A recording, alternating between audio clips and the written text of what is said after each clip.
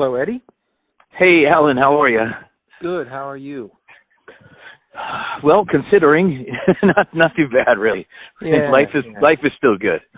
Yeah, I hear you. Thanks for getting on the phone with us today for the Music on the Menu podcast series, as we're calling it, I guess. My pleasure entirely. This is great. It's so cool what you're doing. Oh, thank you for taking the time. For those tuning in who will be listening to this online, I'll probably put it up in a little while. Eddie Appnel, really one of probably the best known and most talented musicians here in northeastern Pennsylvania. Eddie made a couple of great records back in the 90s with the Mere Mortals. He also has released a great solo record in the aftermath. He once had the entire street blocked off in downtown Pittston when he was shooting a music video for the song Unreal. His band, the Mere Mortals, were voted Best Original Band by Times Leader readers back when I was at the TL. He is a guitar instructor. He is one of the hosts of the Tony's Wine Cellar Open Mic Jam for, I think it's 6 years now. And He is one of the biggest supporters of other artists here in northeastern Pennsylvania. So not only is he out there playing all the time, but Eddie is extremely supportive of what everybody else is doing. And so I'm a big fan of Eddie's music. I always have been. And I consider him a friend, and it's a pleasure to have him here on the podcast. So welcome, Eddie. Wow. Well, thanks for having me on the show. It's been great, and we'll see you next time. What else is there? What else is there to say? Merry Christmas. I appreciate it. I appreciate the kind words, man. Thank you. You're welcome. I've been getting all these podcasts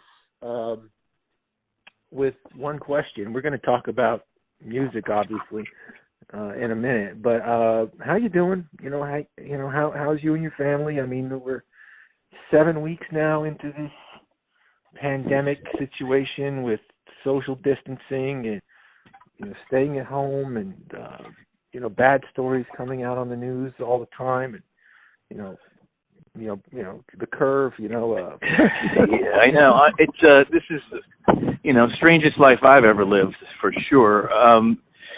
Every once in a while, Mother Nature's going to come along and tell you who's really in charge, and it's a shock. It's still a shock, to me, that this whole thing is pretty unbelievable. My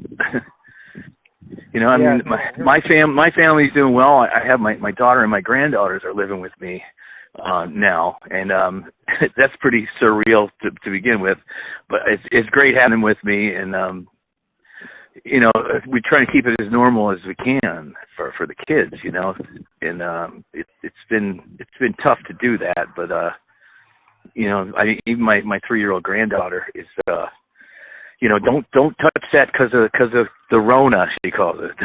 The Rona. And it's weird, like I said, you want to keep things normal for them, but she 3 years old. She's 3, and her oldest sister is 5. And they are, they're well aware of what's going on, and they have to be. You have to, be straight with them and tell them this is, not a normal thing, but it's dangerous, and you don't want them to be scared ever, but it's a scary time for all of us. It's very strange.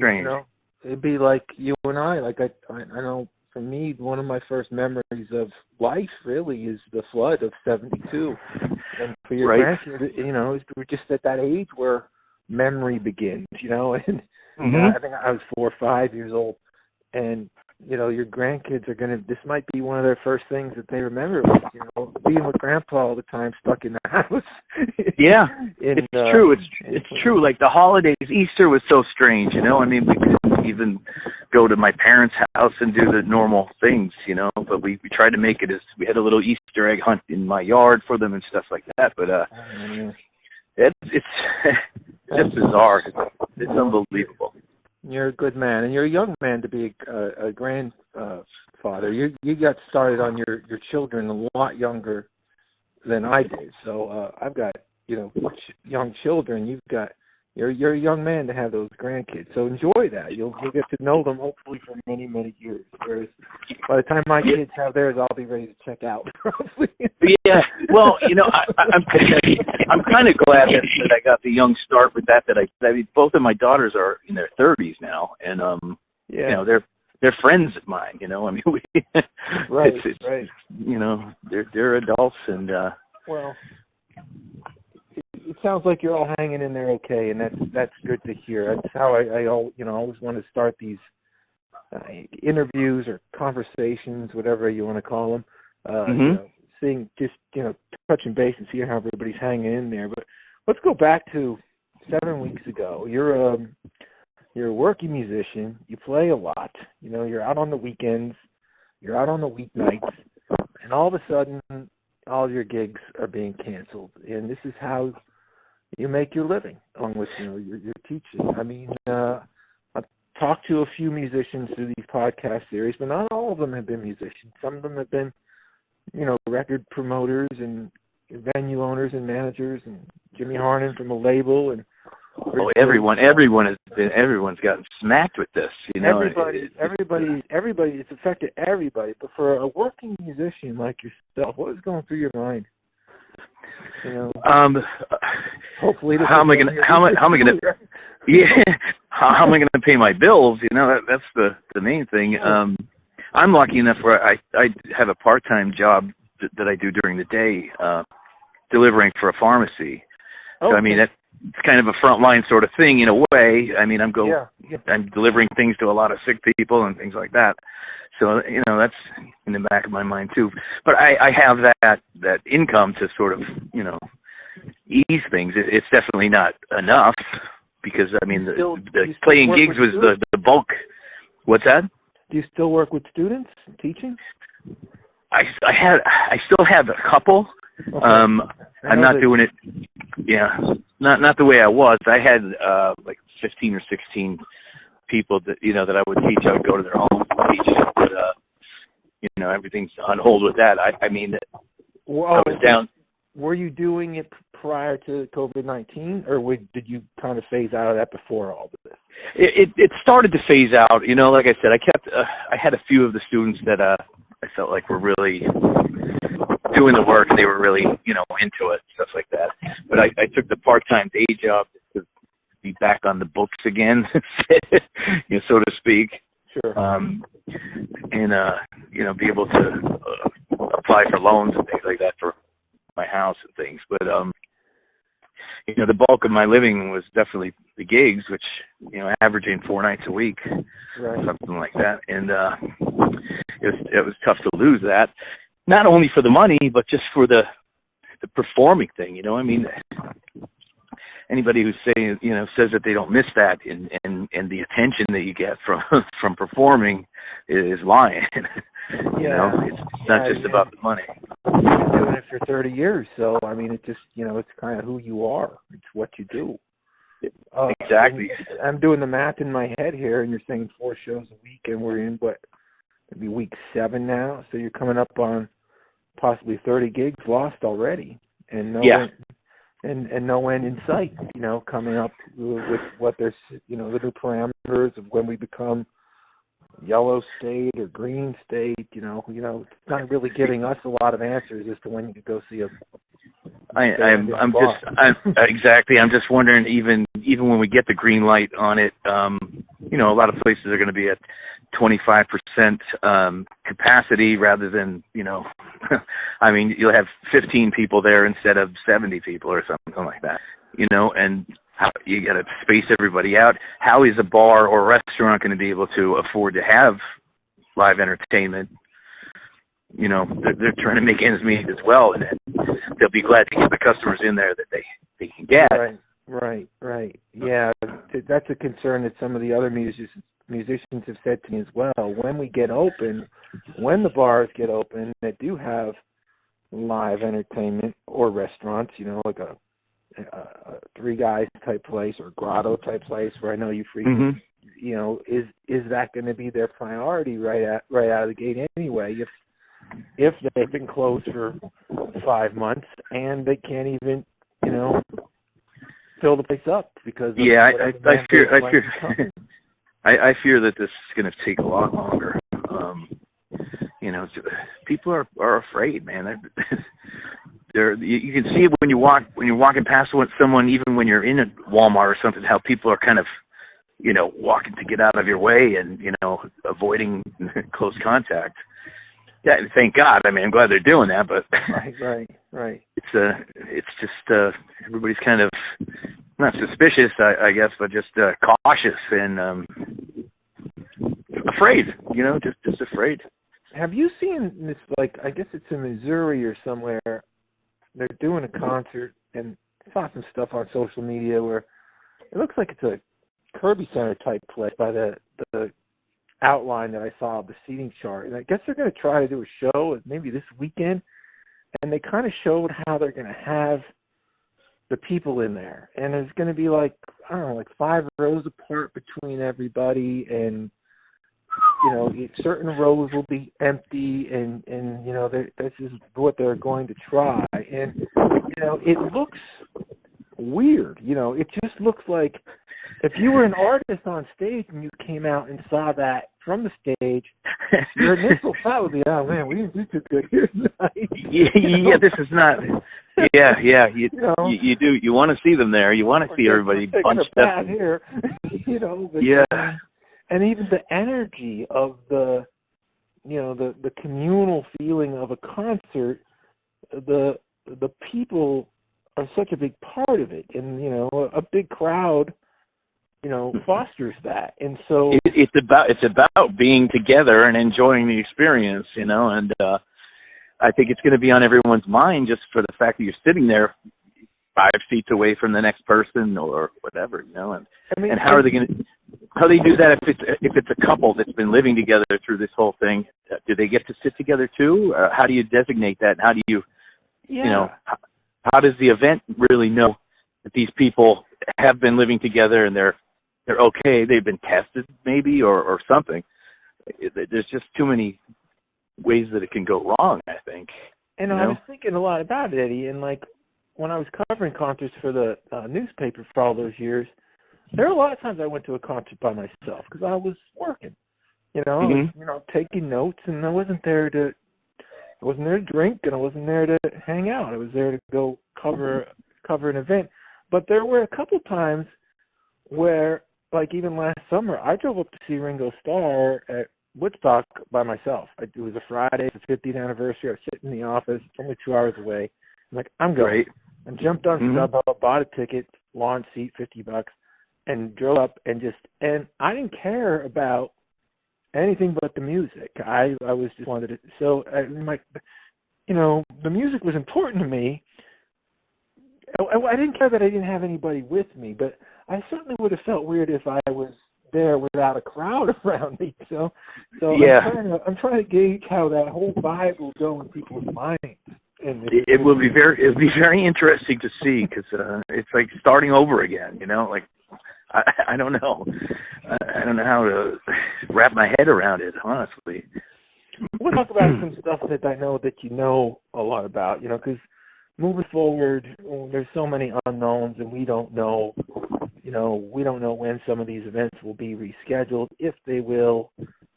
Somebody told me, I didn't get a chance to check it out, but I guess the NFL announced the schedule today, so they're moving forward with the NFL. I didn't get a chance to read the story yet, so I don't know if they're still going to be selling tickets to the games or if it's empty stadiums. That's weird. I haven't heard anything about that, but that's another thing. Anything where there's a performance or an event or a sports event, I don't know how are they going to do that. I don't know. I don't know, but we'll talk about some stuff we do know about, like stuff that you've been doing for a long time. Let's talk about Tony's. You probably did your last show down there, I'm guessing, at some point in the middle of March, like everything, and then everything, stopped. You were there for 6 years, right? Yeah, it would have been, it will be in June. It will be 6 years. Yeah. I used to keep track of it and announce it weekly that it was our 220th week or something like that. But, I don't know. The future is so uncertain, unclear. Like, how people are going to react and respond. What do you think that the long-term success? Let's talk about some positive here for a minute. Like, you know, you saw me there. You know, I got up there a couple times a year. Yeah. And to me, what was so cool about it was the diversity of the musicians. There was different ages. You know, you saw young artists like Ellie Rose and Tori V get their starts there. I saw them both there perform, you know, maybe even 2 years ago. Yeah, Joe Burke and like so many people. Joe Burke. And then you have veteran people come in, some of the most respected musicians in Northeast PA that have been around for decades will walk in. Guys like Marty Reynolds and Binky Smith. Binky, you know, an amazing talent too, and a quite older guy. You know, not to say anything bad about that. No, I mean, but yeah, you know, anywhere from you know, 18-year-old kid up to a 70-year-old man. And all the different styles and things like that in between. And, you know, Brett and I usually start off, we play a few songs together, and then we start bringing people up. And next thing you know, there's, you know, 12 people on stage jamming on a classic rock tune. And the crowd is such a terrific audience there that they're very open-minded and very appreciative of whoever's up there. And sometimes it's someone who's doing their first performance in front of anyone, you know. Right, and that could be unnerving, but you have created a vibe there, you and Brett, and the people that come, of making it feel like it's okay, man. Give it a shot. You know, we're not, you know, no one's going to be. This isn't the Gong Show. You know, you're going to be, you know, you know what I mean? Exactly. People are going to tell you, you know what, you have more guts than I do to get up there and do that, no matter how the performance wins or anything else. You know, we very, very rarely have we had anybody go up and you know, tank or something like that. You know, right? It's just. You think that's part of it all? I mean, last time I was there, right before all this happened, in the springtime, I guess it was, you know, maybe February or so, there was a gentleman there, and he was an older gentleman, and he was doing Sinatra songs with his family. I'm sure you know the guy I'm talking about. Mark Leffler, I think. Yeah. Professor Mark, yeah. And he was terrific, you know, and his band, I think, were his sons or his nephews, and he was doing a couple of Frank tunes, and he was great. And you know, yeah. You know, you never know. It's very weird. Yeah. And I mean, I take it. I'm a little frantic sometimes, you know, with trying to make sure that everybody that's there to perform gets on and stuff like that. And it always upsets me when I can't, or you know, when it doesn't happen. But even the entertainers like that are very forgiving and like, well, you know, next time I'll get on or whatever. And it's just such a cool atmosphere, you know. Everybody plays together well, you know, not just the music. The Husky brothers there so much, Rob and Tim. And Michael come in with his violin, or Eddie Randazzo when he's back in town. You got these kind of regular faces, Ellie. But then again, you never know who might just show up.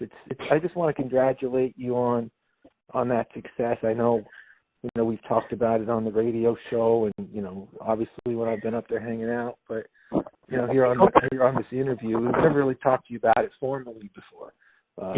Thank you for that. And you know, for me, I get just as much of a kick out of presenting someone with some cool stuff and watching the audience reaction. You know, it gives me a lift to be able to just say, "Look at this now," you know. Wait till you hear this, or you know, it's like I said, it's the coolest job I've ever had. I bet. Well, we thank you for doing it, and you know, hopefully, you know, maybe the fall we could, you know, I think summer's out. I think you're right.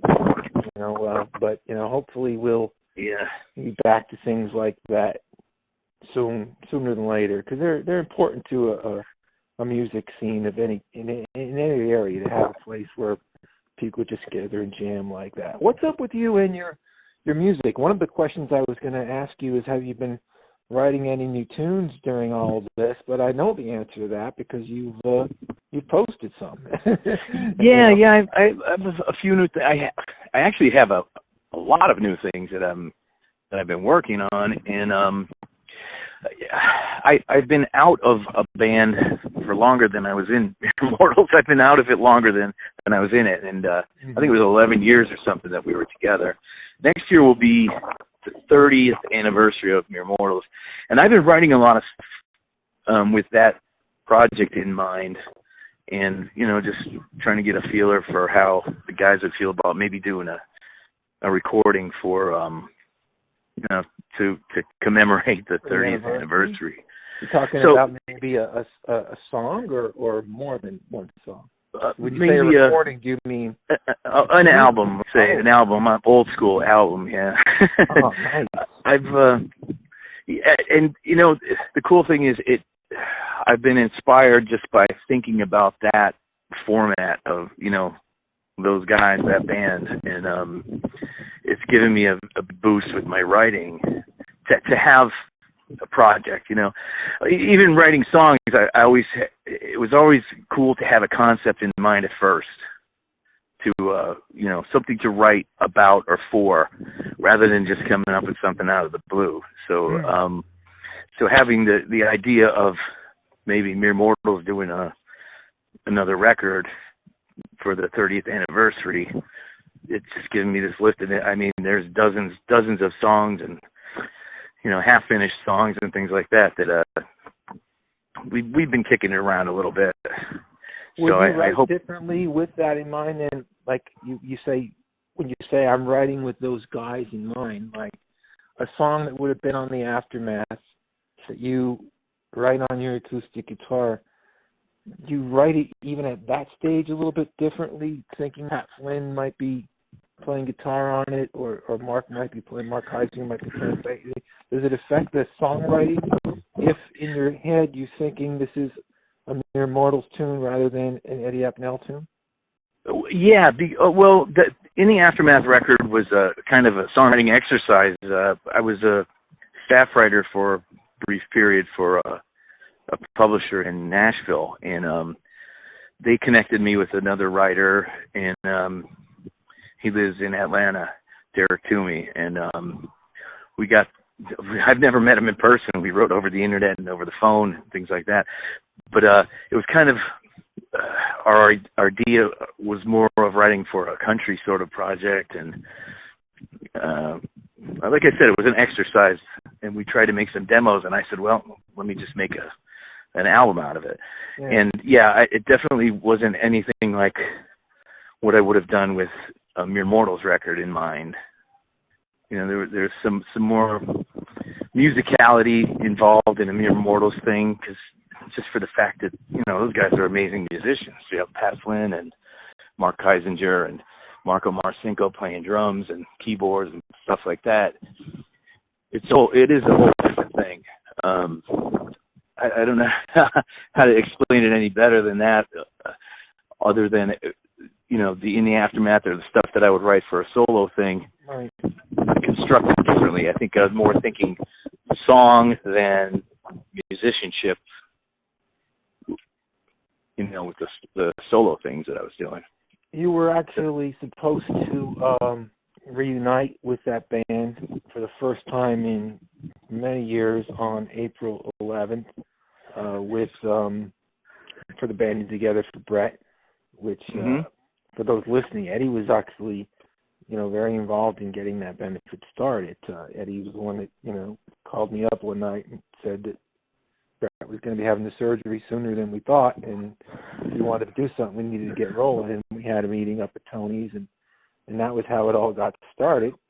And basically, Eddie and the Mere Mortals were going to reunite for the first time in a long time. AJ Jump was going to play drums with you guys. And so that's been taken from us because of COVID-19. Briggs Farm was canceled yesterday. Yeah, I saw that too. Summer concerts are going down like crazy. I know. And yet, here you are. Was the banding together for Brett possibility that you were going to be playing? Was that an impetus for you thinking about writing? Or I guess it was more of the 30th anniversary coming up next year. Was it a little bit of both? Well, yeah, a little bit of you were both. going to be jamming with those guys, knowing you thought you were going to be jamming with those guys on stage a few weeks ago, maybe that would have made doing that record a little easier. Well, yeah, I had spoken with Pat Flynn and with Mark Geisinger, and they're up for it. And then when this, well, I don't want to say it was an opportunity, but the benefit for Brent, but or they were up for the record.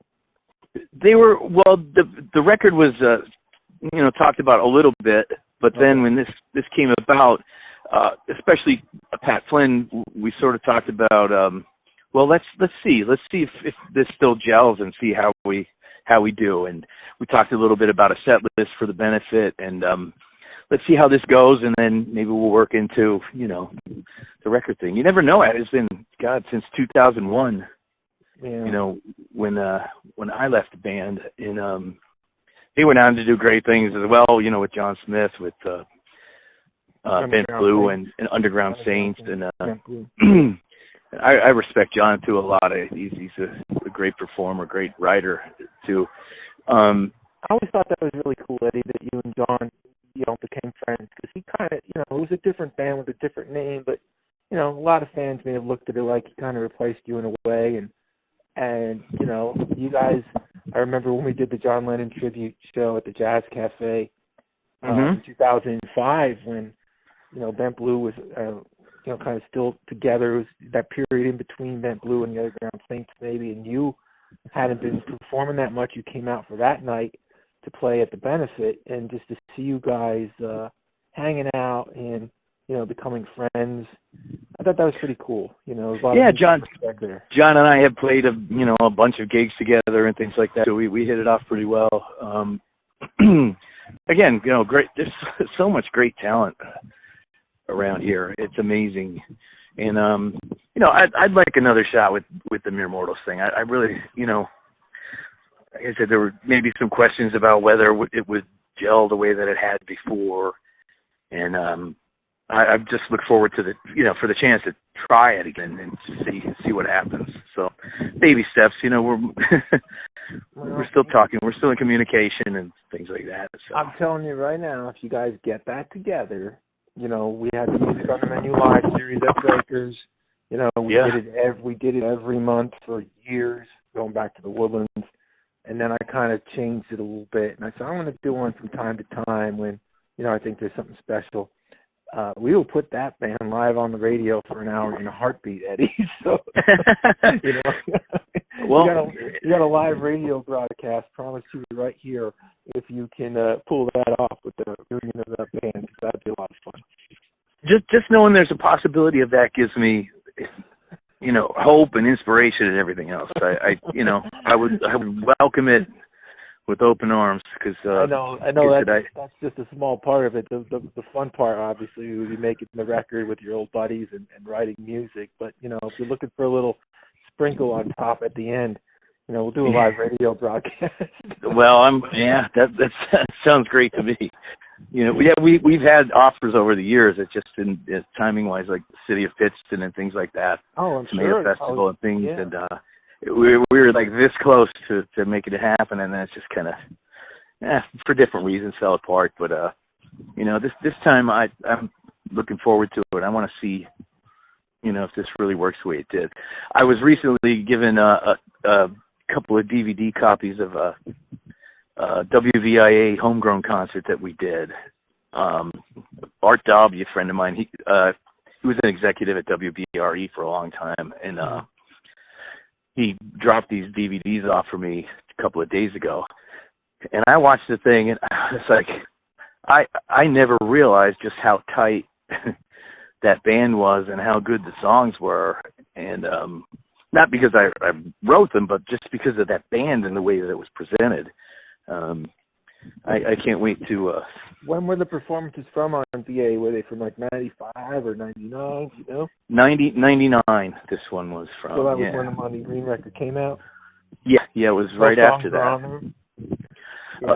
There's. I think I remember watching it on TV at the time. Now that you mentioned it, yeah. It was funny. I was at my day job back. 6 years after that show happened, and I had been out of the band for 5 years, And I would get people coming into work where I worked, and and they'd say, "I know where you were last night." I said, "What?" Oh. They said WIA, because they were still airing that thing like 6 years after the fact, in the middle of the night and stuff. And I had never seen it. I never watched the thing, but now I just watched the DVD the other day, and it just even more, inspiration and desire to try that again. Well, this is amazing. I mean, I thought we'd maybe talk about the Mere Mortals for a couple minutes, but, you're giving us a lot of great information here. The 30th anniversary coming up next year, and possibly talking to the guys about recording some new music for that milestone. So that is something that we could hopefully, really look forward to in 2021, Eddie. That'd be awesome. It's exciting. I feel like I'm writing better stuff than I have in a long time, and like I said, just having that concept in mind. I haven't been in an actual band since then. I mean, I play in duos and trios and different things like that, but to focus on the original stuff and an album and maybe some live shows to follow it up. Now you guys had the 3 albums, right? You had the In Search of Simple Things, and then Grin, and then the Mondine Green. But then there was another album that was kind of in the works around 2001, maybe 4 or 5 tracks, which I have. I think you gave it to me. It was sort of the work in progress. It had circles on it. And oh, yeah. And so that was probably the last recordings that the band ever really did, have never really been released. I have them. I have them here in my home collection. Mm-hmm. I think I may have even played a couple on the radio over the years. But if you want to talk about the last official release, then we have to talk about Mondine Green, and we need to talk a little bit about Jerry, because, you were in the studio with him. Oh, we're talking about Jerry Ludzik, Devoted and the Boys, who passed away about 3 weeks ago. And so all of the folks that I've done this podcast with that knew Jerry, such as Jimmy Harnon, Richie Kosis, Joe Gillespie, obviously, if we had Bill Kelly on, I'm asking them about that. What was it like having Jerry produce your record, Eddie? What are your memories of making that album with Jerry? Well, first of all, to go back further, I remember being about 10 years old, and my aunt would take me. We would go to the car wash and wash her Camaro, and she was a big Boys fan. And she had the Dinner Music 8-track in her car. And I knew all those songs inside out. I could sing every word to them. And the Boys, just knowing she was going out to see them all the time. And the dances at St. John's in Pittston were a big deal. And her talking about that band. And I came to idolize that group as a kid. And to get to work with Jerry, these years later, was just pretty amazing. I mean, I looked up to the guy so much as a writer, as a performer, musician, everything. And to have him produce Mondine Green Dream with us is just something else. And to have him sing harmonies with me on it, too. He actually sang on that record and stuff, too, which was pretty incredible to me. I mean, my career, could have ended in 2001, and I would be just satisfied with the way it went. We didn't go national or anything like that. We got around. We played Los Angeles, the Whiskey, and all things like that. But just all those things, to play with those guys, to have Jerry Ludzik have a hand in the production of the thing, and I feel, and I know a lot of people have told me this too, that those songs they could come out today on the radio and still be relevant and sound, like they just came out today. Yeah. So I'm proud. The timeless rock quality. I remember interviewing you for that when the record came out. I think it was in that Times Leader story where you were talking about how Jerry would, help you find that hook that was maybe already there, but he could help you bring it forth more, or just kind of foster it more. And he was really great at finding what you were presenting as an artist and maybe crafting it, maybe it would be an arrangement thing, but really helping those songs really, really grab you. It was. Jerry was all about hook. He taught me things like, you got to get to your hook within the first 60 seconds of the song, no matter what the intro is or anything like that. He said, and he always would tell me, at this point, he said, if I'm driving in my car and this part of the song comes on, I'm changing the channel. And it was humbling in a way because, you write this and you're like so proud of it, but it was reality and really the way that things work in the music business, in what a pop rock song works, how that works. And so, I mean, I use the things he taught me to this day with, if you have an intro, keep it to the point, catchy, hooky, all about the hook.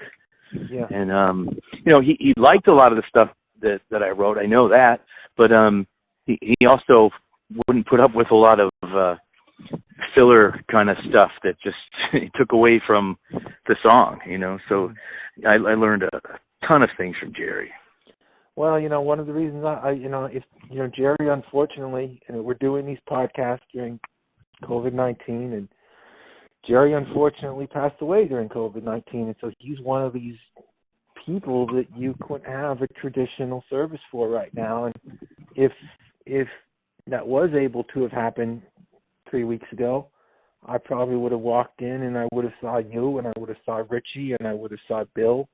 And, absolutely. And I would have saw, all the people, and Wiggy, and all these people would have we would have been sharing these stories together there. Well, I think there would have been. Go ahead. I'm sorry. And so I want to do it here. This is my way of trying to let people talk about Jerry a little bit. I think there would have been celebrations for Jerry here and Westchester and, wherever else he touched, Absolutely. He's something else. What a catalog of great material, and just a all-around great guy, too. When we were in the studio with him, Jerry would say, you know what? I'm here with you guys. I eat what you guys eat. I do what you do. This is all part of it. We're doing this together, and that's awesome. He was something else. Well, we're not going to forget about him. If everything gets better and there's a celebration of life event, if it's next year, we'll be there. So, we'll hopefully we will be able to get together at some point. Everybody from up this way that knew him and do something like that. Eddie, what have you been listening to besides writing? I'm asking people that have a pretty expansive set list in their heads of repertoire of favorite artists. Any artists that you've been going to a little bit more since? I've always, since the Beatles, when I was 11 years old and my mother gave me the Meet the Beatles album, I was a huge Beatles fan always.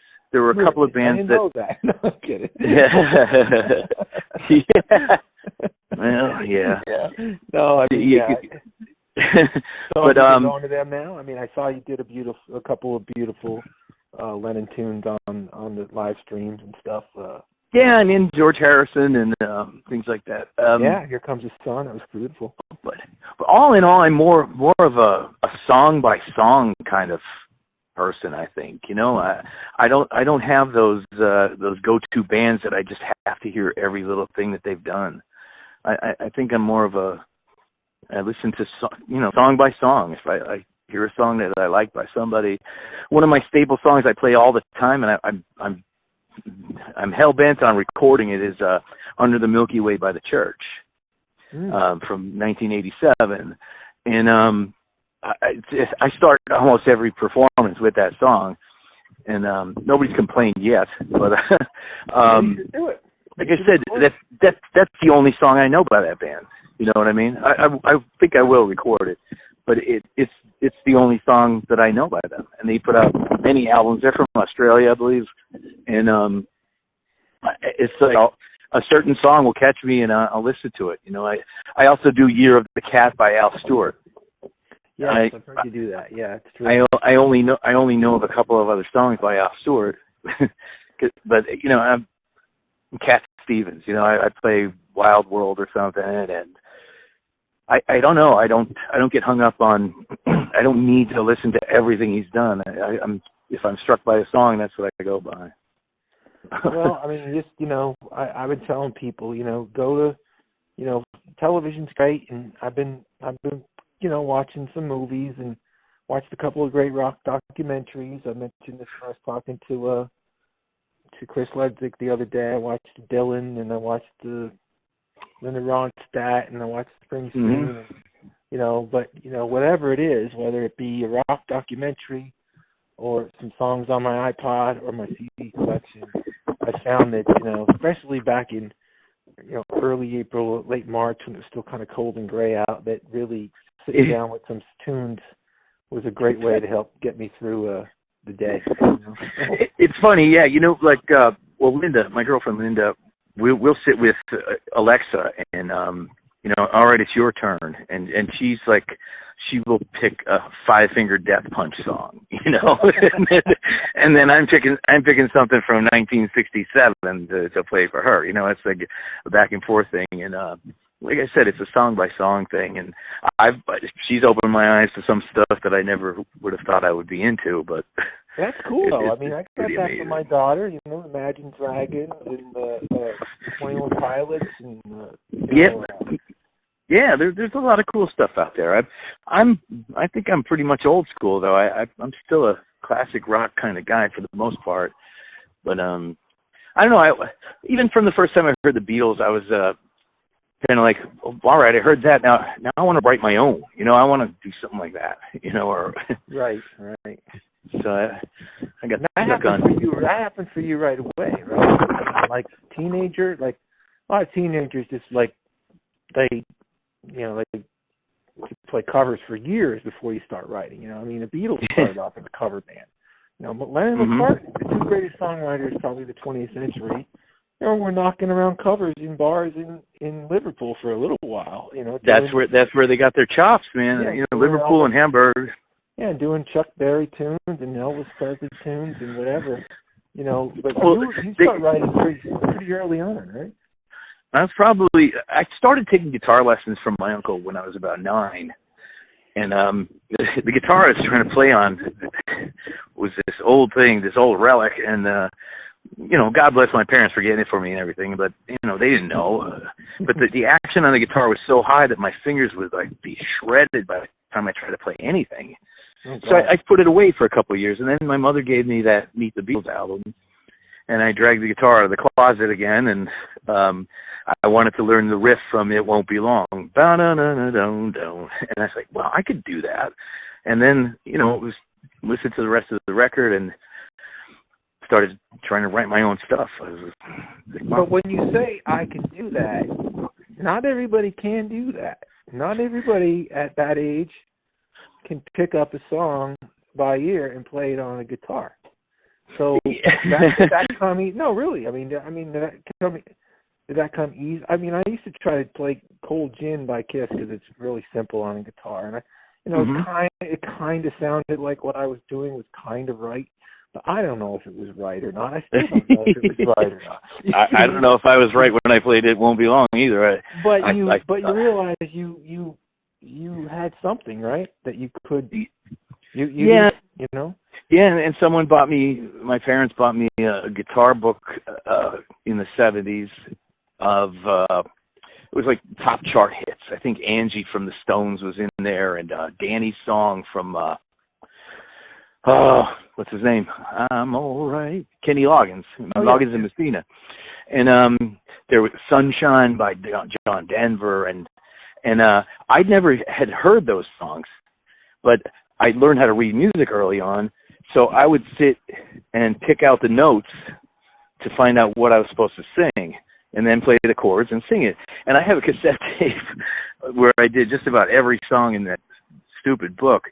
But I still have the cassette tape, and I was pretty close, you know, but I had never heard those songs before. I was kind of learning them from sheet music. So I was just imagining them in my own head. Even Ain't No Sunshine. You know, if you can imagine like Alvin from the Chipmunks singing Ain't No Sunshine, that's what this You know, this like 12-year-old kid, you know, ain't no sunshine when she's gone. So in my head. And awesome. I never, you know, never had heard any of those songs. But any old audio tapes of you messing around with your little cassette deck of you singing, Bill Withers when you were 9 or 12 years old? The first song that I played out of that book was the first song I ever actually recorded on this old GE cassette recorder my aunt had, and she would record me, and I still have the tape. So what is but it? The first song was Sundown by Gordon Lightfoot. Okay. Imagine that Alvin from the Chipmunks singing Sundown. You gotta make a deal with I can see you lying back. Yeah. The next time you come up to the radio station and you're a guest on the show, you got to bring that. Oh boy. We don't have to play the whole thing, but if we could do 15-30-second clip with that, I think that'd be fun. You will laugh, but it's kind of cute in a way too. I kind of think that, you know, I was listen to this young kid. Yeah, it was funny.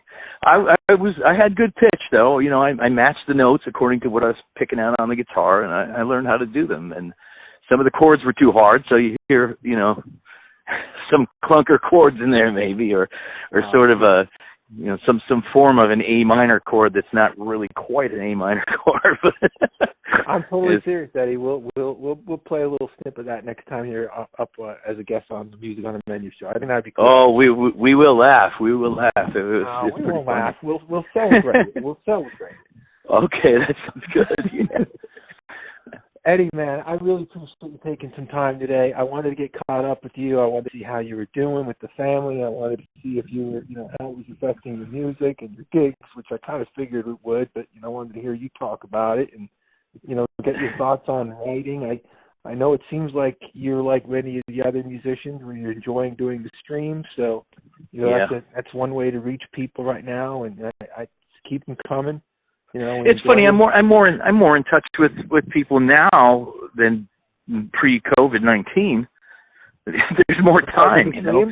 There's more time, you know, and you get to, you know, touch base with people that you haven't talked with in a while, and, you know, I don't know. I'm more connected to people now than I was before this thing happened. So that's, yeah, you know, in a way, you know, I think that I know what you're saying, because life is so busy and it's go, and all you're trying to do every day is maybe have an hour or two at the end of the day to relax before you go to bed and start it all over again. And so you find yourself just checking up on people, shooting a text, hey, how you doing? Yep. Calling. Exactly. So, yeah. People that I haven't spoken with in years, you know, and then, you know, some of the other ones that we were seeing weekly and stuff like that, and you send a message out and say, hey, everything okay with you? And, you know, even the people that come out to the shows, like at Tony's Wine Cellar and stuff, you know, how are you guys holding up? How's it going with you? You know, and you guys cool. Have something going on the Tony's Wine Cellar group on Facebook, where on Wednesday nights, where you would normally be there together, people are kind of getting together and dropping in an old video or some pictures or some thoughts. And so I noticed that was happening on Wednesdays, which is really cool. Yeah, you know, and now it's not just Wednesdays. People are keeping in contact during the rest of the week. And yeah, it started on Wednesday, I think, about a month ago. Yeah, because I found a couple of old pictures and dropped them in there. And then you're right, then I did notice that it was just happening randomly anytime. So, yeah, that's terrific, man. I mean, I think we're all doing our best to get through this together, you know. So yeah, I know. I don't know. It seems like a kinder place, this world at this time, you know. I know there's a lot of political arguments and things like that and stuff, but most of my people that have opposing political views, you can still sit down and talk with them about other stuff too, and you know, it's not that important. Yeah, sometimes. I was disappointed that this became political. If anything shouldn't be. It's a pandemic shouldn't become political, and you know, you should get clear direction from state and federal, and sometimes they've clashed, and that's caused confusion. I don't want to get into that on the podcast because I know. To keep politics out of always out of right. our radio show and music, but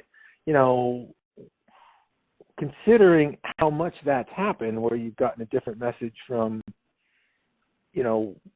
federal government, from state government sometimes, and then they finally, you guys figure it out for yourselves. They kind of wash their hands from it, and it's not the clear direction. I think that would have been ideal from day one, where everybody was on the same page. But for sure. the people are figuring it out for themselves. There's Yeah. Yep. And I guess some of us are, and so hopefully at the end we'll all still be standing, and we'll all be down at Tony's enjoying some music. Hopefully, maybe. Sounds good. Like I said, I think people have been all in all been a little kinder to each other, and sort of understanding that we're all in the same boat, and yeah. It hasn't just affected some small portion of society. This is everyone. Everybody's feeling this. And the whole world. You miss people. You realize that you miss people because the absence does make the heart grow fonder. I went to work this week for the first time since the middle of March and saw folks that I worked with every day for years, and social distance, and stood 10 feet apart from them. But hey, it's great to see you, and legitimately meaning that. You know what I mean? Yeah, and you mean it. I really do mean it. How are you? How's everybody doing? So yeah, you're right, buddy. It's maybe it's bringing out the best of us in some ways. Thanks so much for your time. Please stay in touch, and make that Mortals record next year, buddy. That you got to make that happen. Even if you just do an EP. Even if you do that's the goal. That's the goal. That would be really special. You guys were a special band.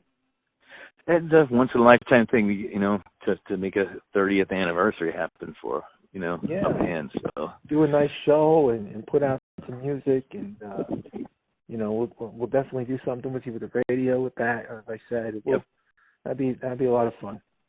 Yeah, sounds terrific. I would love to do it. Hopefully it will happen.